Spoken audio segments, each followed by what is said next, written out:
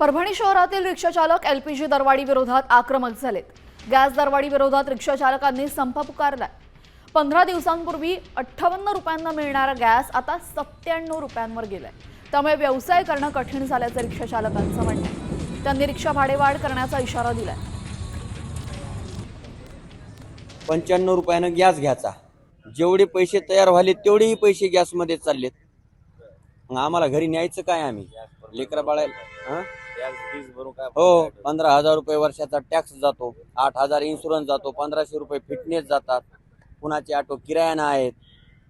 त्यानं काय करायचं? कसं पोट भरायचं? मनमानी करायला ते हाताने वाढवायले काय काय बिलॅग मध्ये काय बी करायला ते तिथं ते पंपावर कमी आहे इथं जास्त आहे असं जे रेट आहे आधी 58 रुपये राहू द्या ना समजा बरोबर तुम्ही काही लावले। प्रत्येक पंपावर अलग अलग रेट आहेत, मनमानी रेट चालू आहे।